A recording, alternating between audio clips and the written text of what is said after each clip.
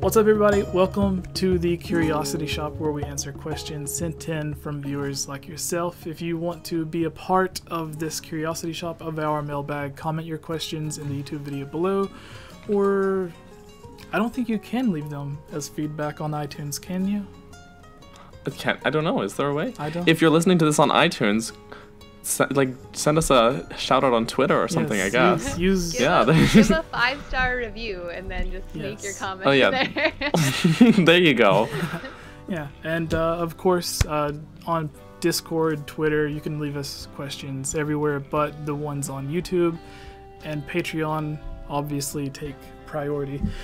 So we have some questions here sent in. These all come from YouTube, and it starts off, why don't you go ahead and start us off, because the first question is actually directed towards you, Daniel.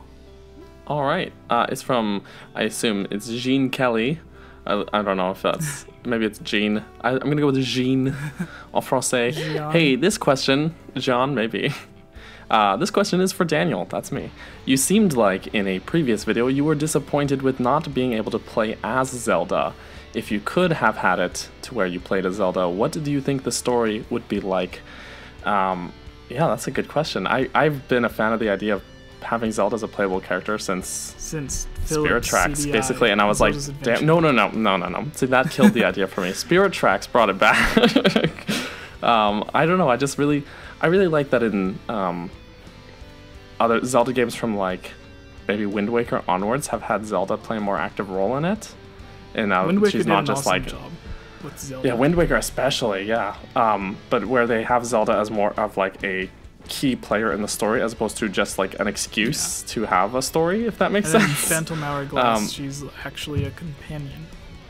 Or Spirit Tracks. There's a Spirit Tracks? It's Spirit Tracks, okay, which is the better one of the two. People will fight me on that, but it's okay, Jesse. You're only a Zelda YouTuber. No, but yeah, no, I really loved that idea of having Zelda as this companion character, and I thought like a really cool idea would be having like a Sheik game where it takes place in that 7 years between the child and adult parts of Ocarina of Time, and then like I really like the idea of having Zelda be like a really cool character, and having her in like Hyrule Warriors and stuff has also been really cool. And so when they were talking about like when they first teased that not the first DLC, the second DLC pack for Breath of the Wild, and it shows a clip of like Zelda riding on horseback, I was like, it would be really cool to see like a sort of side story of maybe what Zelda's doing after Breath of the Wild wraps up, or something, like, you know, she's got a kingdom to rebuild, basically. You know, it'd be really cool to see all these things that she does, because she's already, you can see in the memories that she's a well-traveled, experienced person. Like, she's not just a princess in a castle. She goes out adventuring. She has a whole outfit just for adventuring. So I'd love to see what she could do, and to play as her, you know, with or without the Sheikah Slate, or with her own sort of tool set, you know, would be really cool. So I jokingly said in our last podcast that there was a fan mod where you could play as Zelda, and I said, well, that's the DLC that we actually wanted. That was kind of half a joke, because like, yeah, it kind of is, but also like I totally understand that Link is still going to be the player character in the DLC, because that's what Link is always supposed to be representative of. And Zelda, their approach, it makes sense that Zelda's not going to be the player character, because their approach to Link's character in Breath of the Wild is that he's a plank of wood, basically, that you can paint your face on. And Zelda, in the memory cutscenes, was shown to be a very emotional character with a really robust personality. And so if they wanted to take that approach with having the player character be a blank slate for the player to sort of put themselves in that situation, you can't have Zelda there, because she has too much personality, if that makes any sense. So yeah, it sucks. It would be really cool, but it totally makes sense that it's not going to happen this time. Well, but maybe in the future. I feel Zelda, like, having Link a blank character. Whenever you said plank, is that what you said? You said he was like a plank? I said plank the first time, a wooden plank that you paint your face on. It reminded me of Ed, Edd n Eddy. Plank that they have. Oh yeah. So, anyways, my thought is, a lot of the other big action-adventure games like Uncharted, The Last of Us, whatever else you're going to be playing, even most recently Horizon, which a lot of people compared to Breath of the Wild on PlayStation 4, I still go with Horizon. Do you know Horizon Zero Dawn, Yellow? No? Okay, it's basically Breath of the Wild's version, or sorry, PlayStation's version of Breath of the Wild. Except someone's gonna fight you for saying that. you have there's a really strong female character. She has the red hair. It takes place from the trailers they make you assume is in a far future. It's kind of the same. The reason a lot of people compared the two is because in Breath of the Wild you have a lot of these futuristic mechanical creatures that are taking over the world. The Guardians in Breath of the Wild. There's the same thing in Horizon Zero Dawn, to where you have these same type of electronic, digital, computerized animals taking over, and you have to go and do whatever. So there's a lot of comparisons there, especially because it came out 2 weeks before Breath of the Wild.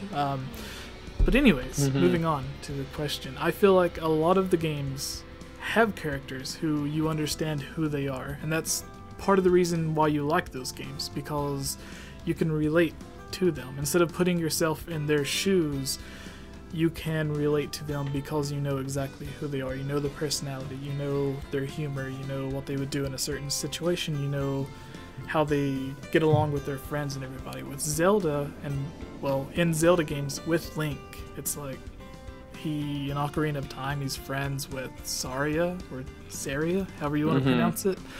But that's really it. Other than that, you're he's the bullied kid. Mido picks on him. And you have Navi.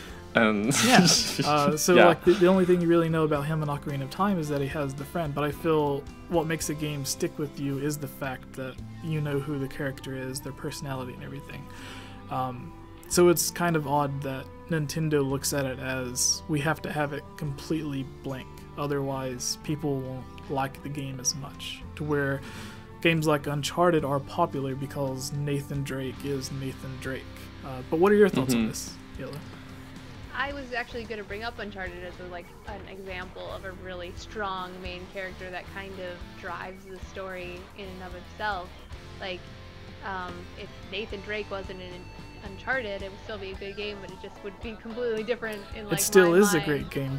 Have you seen the DLC for it? The Lost Legacy? I heard the next one's going to have a female protagonist, though. Well, the DLC is what has the female protagonist. It's I think it's called Lost Legacy. I may be getting that confused because we just did a Mario video where I talked about lost levels, so I might be mixing up the titles. But I believe it's called Lost Legacy for it, and it is literally the same thing as the normal game, except you play as the female from Uncharted 4. So still really good, still really great, but it's because I feel the characters in the games make them great. But finish what you were saying. Well, and I just think that Nintendo is a company of strong tradition, which sometimes works for them and sometimes works against them. And I wonder how much of it is just Link being the silent protagonist, or Mario being the silent protagonist. That's just what they always do. That's what they always have done. And you know how people get upset when they are going to change a core feature of this IP that has been going on for years and years and years. Yeah. So, I mean, I'm sure there's a certain amount of trepidation based on the idea of okay, we've done it the same way, it's been successful the same way, now we're just gonna change it. Yeah. And I wouldn't want to be the one to make that call. No, it's been really. But I feel like we still get those strong characters in Zelda. It's just not Link. Yeah. Right. You know, we still get Midna is the best example probably. So we still have that strong character that's driving the story. It's just not the player character. Yeah. You know. So I mean.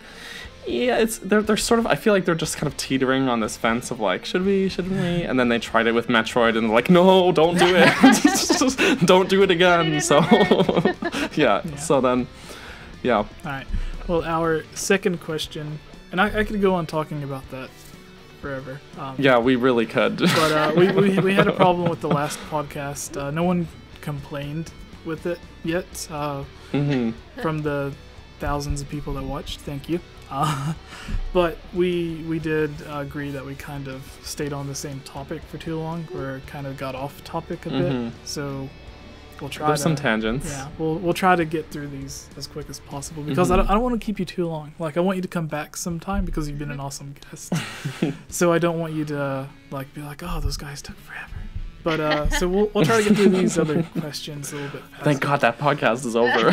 Our second question comes from Charles, who says, Jesse, I have a question. Do you think the next Zelda game should be about the very first hero, where the setting is just after the creation of Hyrule by the Golden Goddesses, and Hylia is in the game, and Lineru is grassy with Lineru Lake present, and if you need help, you answer to the living goddess Hylia.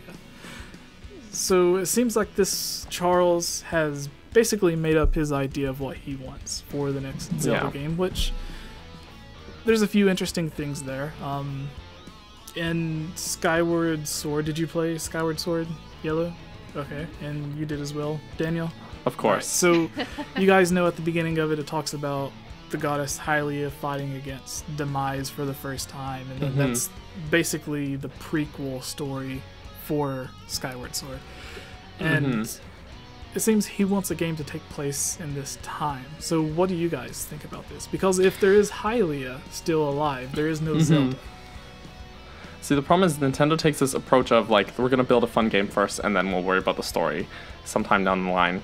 And if they did that, I feel like they would be putting themselves in this creative box where they've already set up and established, like, oh, this is how this story goes. And if they set a game in that time, like that time frame, then they can't deviate from that and just do what is fun for the game. They have to stick into what the confines of that story would be. So it could work, because that's exactly what Ocarina of Time was. It was A Link to the Past's pre-story, but it could also be really, like, either really linear like Skyward Sword was, or it could just completely deviate and contradict what Skyward Sword already established, which either way might anger people. And so I feel like I never want to ask, except for when I already did about the Sheik game, but because that's a very specific vision that I don't think will ever happen. But I feel bad asking for the next Zelda game to be set in any one spot, because I feel like they should just do what's going to be right for the game and then settle on it later, like they have been doing. That's just my thought. Maybe I'm being too negative. Well, like, it always makes me interested, because whenever I think Skyward Sword may be the only time that they set out from the beginning to make a specific game take place in a specific time, because I think they felt it was going to be the 25th anniversary, so they wanted it, obviously they had the whole timeline planned out for the book to come alongside it. So I think they had the idea, hey, we'll start like hundreds or thousands of years before any of the other games, because it still gives you the freedom to do whatever you want to do, because so much time would have passed that something very minor in this game won't necessarily affect something in this game. Kind of like the exact opposite of what they did with Breath of the Wild, where like they went from the very beginning to the very end. 10,000 years in the future or something, yeah. So it's very interesting for them to do that. Obviously, some of the handheld games they had a bit more freedom with to do whatever they wanted, because we had Phantom Hourglass and Spirit Tracks that came one after the other. They were specifically made because of Wind Waker. So, and then there was Majora's Mask that was a few months after Ocarina of Time. But it would be interesting to see them set out from the very beginning again and like create a game specifically for it, because with Skyward Sword it's supposed to be like the first telling of Link saving Hyrule and like the Master Sword origin story. Master Sword and everything. But then it starts you out from the very beginning. You go in thinking this is going to be the very first story ever, but then you find out there's a story long before that it's telling you about. When it's like, well, the whole point of the game was to be the first, and now there was something before this. And then when you're exploring the game, you realize that there's already like ancient robots that exist. So like there's this huge amount of time that happened long ago that there is mystery about. So I could see them doing that. But I don't necessarily think they should, because whenever they did it with Skyward Sword, it turned out to be so linear, and then that's why they made Breath of the Wild as open world and amazing as it is, because people they took the complaints about Skyward Sword and fixed it. But yeah, those are my thoughts. Good. Do you have any final thoughts on that, Yellow? I agree with Daniel, actually. I mean, I think the first priority needs to be, let's make a game that, you know, that is mechanically sound and is fun, and not tie ourselves down to any specific story. I don't know what that game's going to be, because it was actually funny, because I saw on Twitter they had one of those, you know, would you rather kind of either or, would you rather have the next Zelda game be the Zelda game you've always wanted, or would but be the last Zelda game ever? I've seen that too. I've seen that one too. Have them just keep making them for the rest of time, and I'd really choose for the rest of time.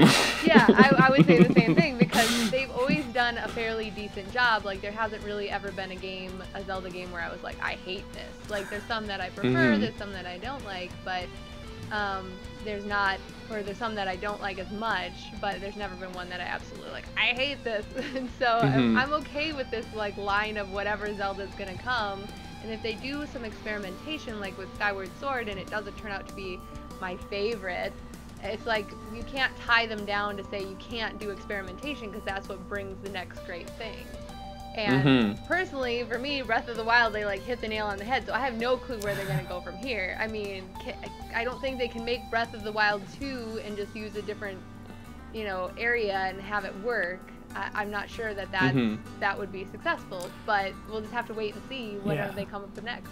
Well, with the Breath of the Wild 2, like, because with Breath of the Wild being so amazing, I was thinking, how are they going to top this? But then I started thinking, and this was like another weird theory that I had, that Aonuma, Miyamoto, and everybody making Breath of the Wild purposefully left out actual temples and dungeons and stuff.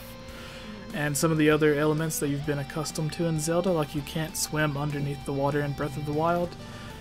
So there's some of these stuff missing from the other Zelda games, and I feel they left those out specifically so they would have something they could go back to with the next sequel. Like, how can you make it Breath of the Wild plus something new that is worthy of a sequel? And it is make Breath of the Wild, but then add in these dungeons. Let you explore underneath the water, give you the iron boots, or whatever it is.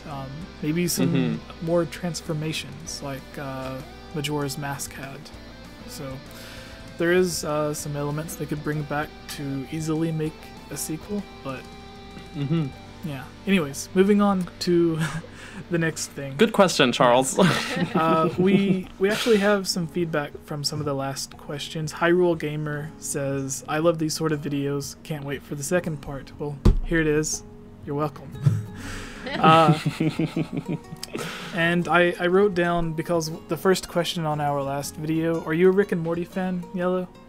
I've never watched Rick and Morty. I'm like aware of it because of internet culture, and that's 100% it. Okay, well, I messed up really bad, because our first question, I usually name these segments after whatever the first or second question is that we have. And the first question we had on the last video was, does Rick and Morty share a universe with The Legend of Zelda? It was just like a fun question someone was having. So I just named the video after it because it was the first question. And it instantly got tons and tons of dislikes. Thankfully, it has like twice as many likes as dislikes, but having half as many dislikes is still a lot for my channel. And I didn't know why. And I was reading through the comments, and it was just a lot of people hates Rick and Morty. So I wrote down, a lot of people seem to absolutely hate Rick and Morty as feedback from the last episode. And then we had a comment from Ty Anderson, who was working on the... a long time ago, he made a really awesome Twilight Princess HD pack for the Dolphin emulator that you could use that would make it look really awesome. This was before the actual remake, and now he's working on, or he was working on a remake in the Ocarina of Time Majora's Mask engine of Link's Awakening. Have you seen this? Nope. Well, it's cool. Yeah, it's really awesome. He has like almost... It's really cool. He almost has like the entire overworld built. And it's not like... a lot of people try to make their own mods or their own custom dungeons and stuff. And it doesn't really turn out that great. But this one is looking really awesome, and we talked about that a bit. Someone had a question about mods with Ocarina of Time, and it was really cool because the person working on the mod commented, said thank you for the kind words. And then we had Pierre comment, said Link actually respawns in Ocarina of Time, via text of course, because we had a question about why doesn't Link speak in Zelda. The answer is he does. Yeah. And, what? Okay, so... when Zelda initially asks what his name is, and he says his name in a green font, indicating it's him, simple and subtle, but present, laugh out loud. Of course, Link talking always reminds me of Skyward Sword, where you had a choice of what you said. At the beginning of Breath of the Wild, it also gives you freedom to say whatever you want to whenever you're talking to the old man. Everything, for some reason in Breath of the Wild, a lot of the stuff that you say to the old man is really rude. And for Nintendo, because like... after you finish the first shrine and he tells you to go to the top of the tower, when you come back down and talk to him, he asks you to go to the other 3 shrines. And you can say something like, that wasn't the deal, or give me the paraglider. So like you're demanding it or telling him no. And to me, I'm like, well, I just woke up after sleeping 100 years. I have no idea what's going on. This is the only person that hasn't tried killing me. You're not gonna insult the only soul that you met. So it's like with the Nintendo wanting you to relate to it, I would think they would have like a generic yes answer and a generic no answer. But you don't. It's just like be rude or be really, really rude. So yeah, Son Goku, who I'm a big fan of. Are you a Dragon Ball Z fan, Daniel? I used to be like, I think I watched like way back when it was like airing on TV. I think I watched like the first 2 seasons, and then I fell off the wagon after that. So I'm sorry, Jesse. You a Dragon Ball Z fan? I did watch it when I was a kid, like the first season. Yeah. Well, for the Dragon Ball Z fans, apparently Goku commented, said Ocarina of Time Link talks and Twilight Princess as the hero shade. That's the closest we'll have to a Link with dialogue. Yeah, I think he has like full-on dialogue, so that counts. That he is Link. Julian Solo said, well, he actually replied to Goku, said, Son Goku, he says a few words in Wind Waker as well. It's true. He says, come on, and well, I think that's it. Yeah. Come on. when you have a companion, you go, come on. We have... I think that's it. A few words, Link. Yeah. We have... and a few words. 3 questions left. The guy with the piano says, Dear Jesse, what are you most excited for about Breath of the Wild DLC? Sincerely, that guy with the piano. Also, I love that this guy signs off on it. Sincerely. Like, no one comments like that. So, good job, guy. I love that. No. Why don't you start this one off? The videos on this channel are funded by supporters on Patreon like you. If you're a fan of this channel and would like to join on videos, receive shoutouts, watch videos early, have your questions answered, or have your topic discussed on our podcast, please consider supporting on Patreon for these and many other rewards for just $1. Shoutouts for this video includes Link Use the Triforce, Rusty Caulfield, Lovable Christie, Give Time 15, Shadow to Us, Robbie Morgan, and Lunarium. I want to thank all of you for everything you have done to help support this channel.